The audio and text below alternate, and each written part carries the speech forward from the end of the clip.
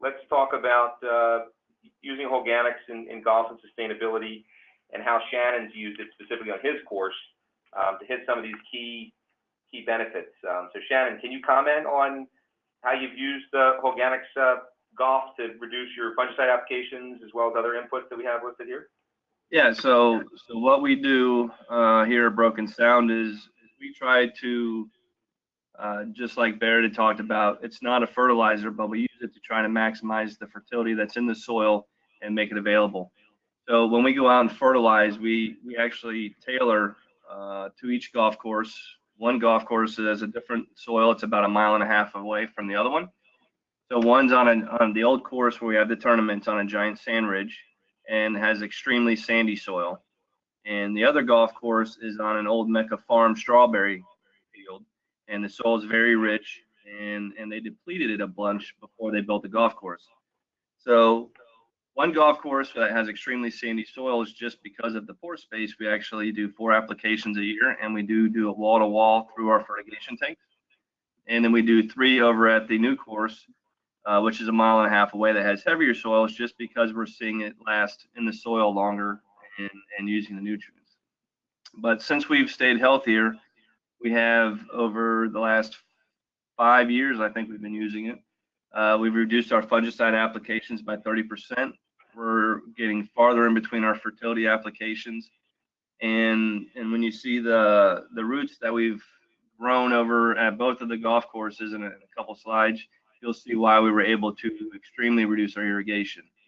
Not only with the turf on the fungicide reductions in fertility and water, we're actually doing it around all of the clubhouse plants. We blend it with our own compost, and we're actually not fertilizing our annuals around the clubhouse while they're installed for season at all. Last 3 years, we've not made a single fungicide applications on any of our plants around the clubhouse at all. Wow, so that's amazing. I didn't know that. And just to put in perspective, you're in kind of the fungus and disease mecca of North America down there in southeastern, or whatever you want to call that, the Boca area of Florida, right? Yeah, I mean, today the humidity is 100%. We had a 1/2 inch of rain, and it's 100 degrees. Well, that's good weather for disease, huh? And fungus. Yeah, and that's, when our club in the sustainability part, and a lot of people ask me when I'm speaking at, the EPA or the club managers associations, and they're asking us about sustainability and what they can do.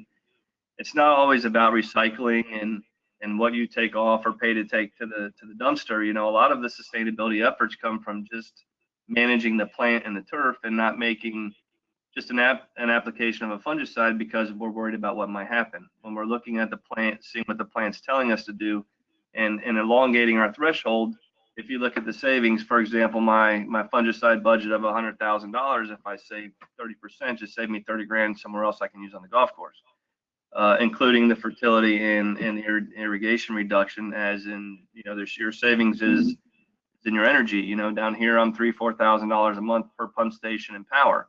You take 12% of that across the board, you start seeing the real savings from the use of the Holganix and what it's doing, not only making your job easier from the plant and keeping a healthier plant and turf, then you start seeing the results in your budget, where you can start using that money somewhere else to better do your golf course or your facility or whatever plants you have around a certain building. Wow, that's really cool, Shannon.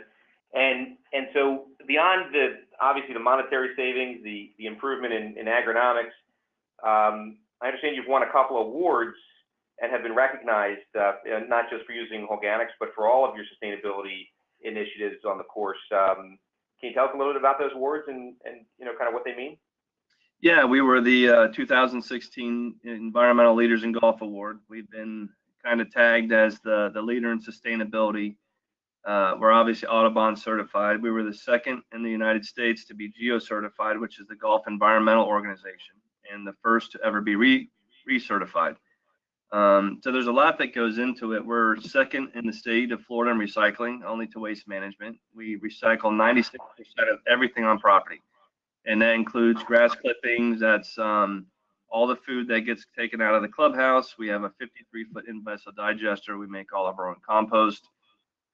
In the efforts, I mean, there's not an award out there that we haven't won yet. And, you know, I mean, we've gone as far as the newest thing that we've done here at the club is we built a solar powered parking lot where we lift the cars up to a second level to increase our floor ratio so we can increase the clubhouse.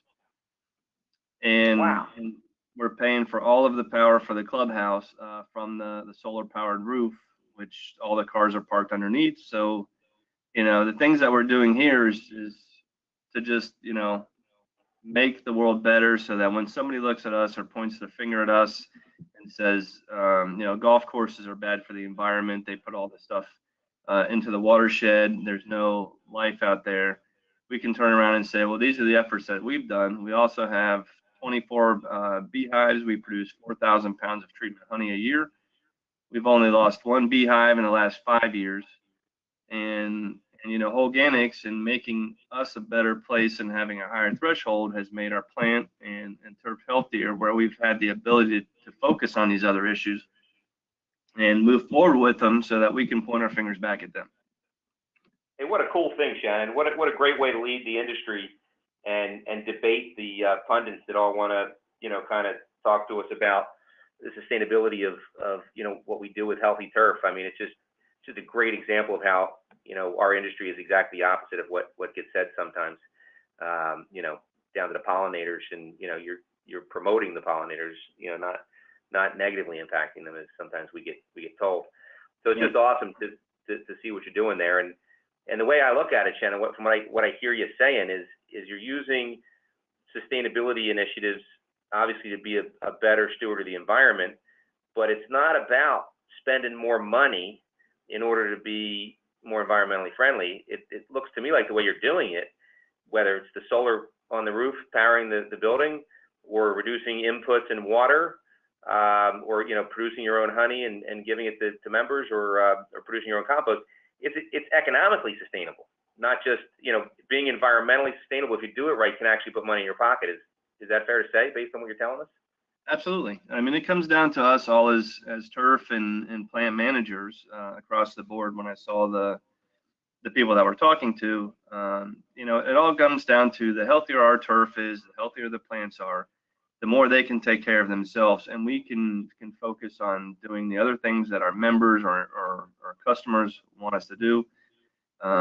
You know, I know we're talking about Holganix, and for us, Holganix is a huge part of what we do to keep our turf and trees healthy. You know, the less trees I have to you know, pine trees that we're going around, we're spraying single applications of Holganix.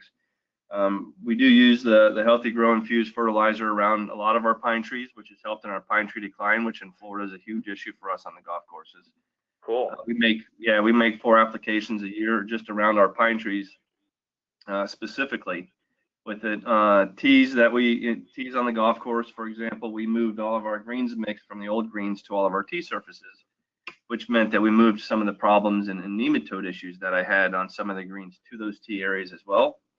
And we go out once every other month with the Healthy Grow infused fertilizer just on our tees to help combat and keep the nutrient level where I want with our Holganix up to combat the issues that we've had with a lot of our nematode issues down here in the south.